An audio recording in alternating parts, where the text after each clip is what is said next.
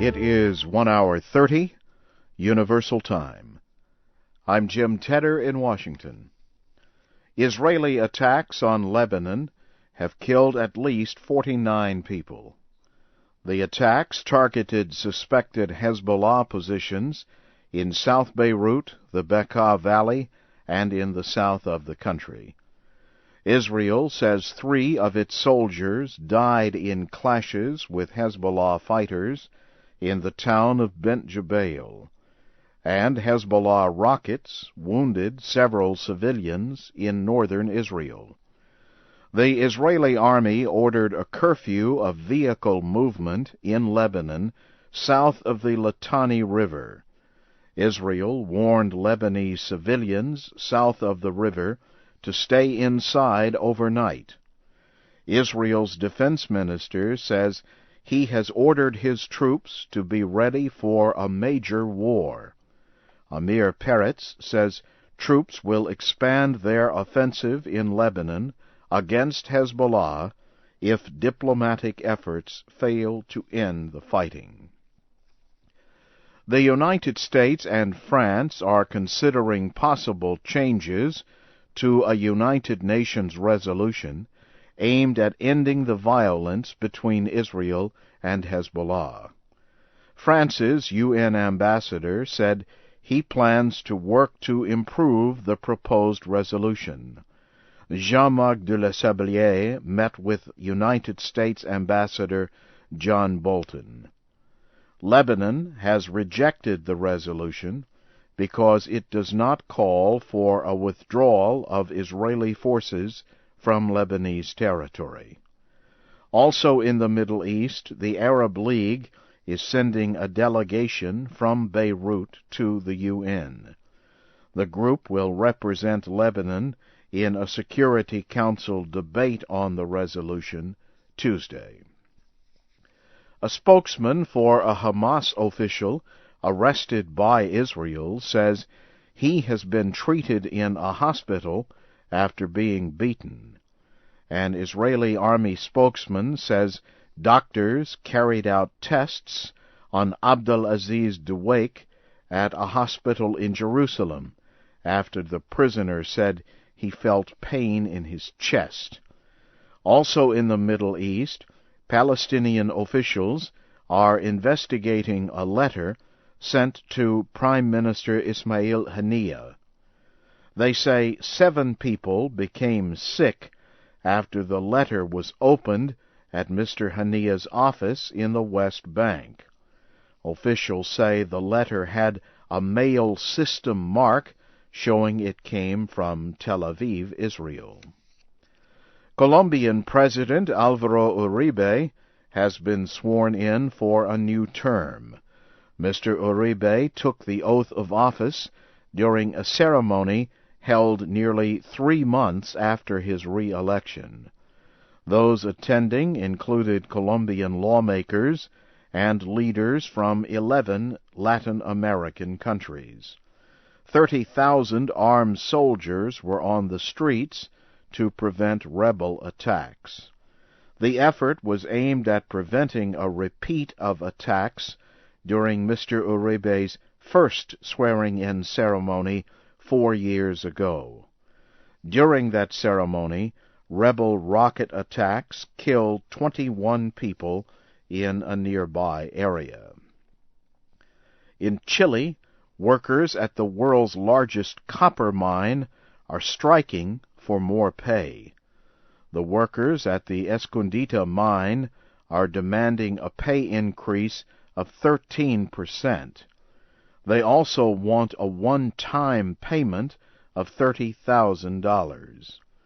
The workers began the strike after the failure of wage negotiations between their union and the mine owners. The mine owners offered to increase pay by 3% and make a payment of about $16,000. The Escondida mine produces about 8% of the world's copper and about 20% of the copper produced in Chile.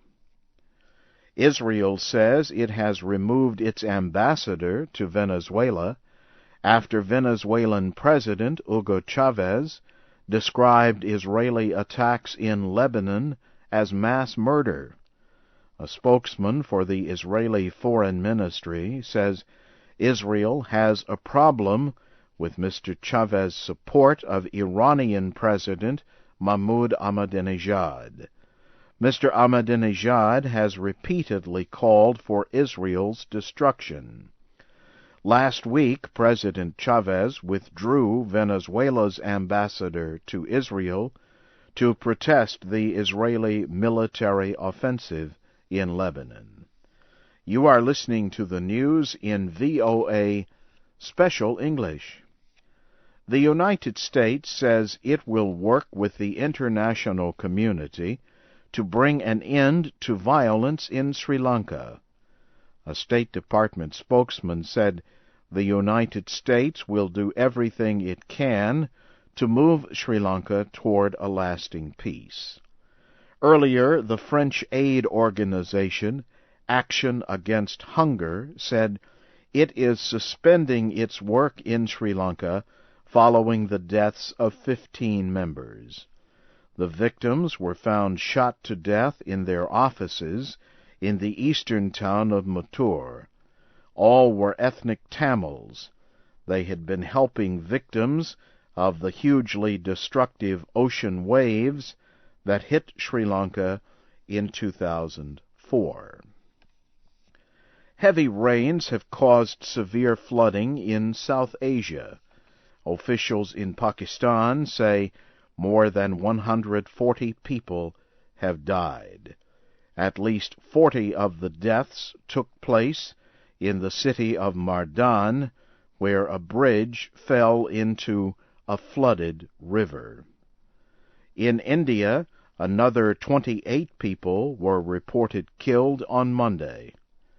Aid workers in several states are trying to help tens of thousands of people trapped by floods. South Asia's seasonal rains begin each year in June. They end in September. 400 people have died in floods and other events linked to the rains this year. The British Petroleum Oil Company says it has begun closing operations in Prudhoe Bay, Alaska, because of severe damage and a pipeline leak. Company officials said the shutdown will take 3 to 5 days, and they are not sure when production will start again. A statement says the company will not restart production until it is sure that it is safe to do so and operations will not harm the environment. News of the pipeline closing increased oil prices by more than $2 a barrel. The closing oil price in New York trading was $77 a barrel. The European Union says European companies can refuse to hire people who smoke tobacco products. A spokeswoman for the Employment and Social Affairs Commission made the comment. She said smokers are not protected by laws barring unfair treatment as a result of race, age, sex, or religion. And now, briefly, here again is the major news of the hour. Israeli attacks on Lebanon have killed at least 49 people. The United States and France are considering possible changes to a United Nations resolution aimed at ending the violence between Israel and Hezbollah. And in Colombia, President Alvaro Uribe has been sworn in for a second term. And that's the news in VOA Special English. This is Jim Tedder reporting.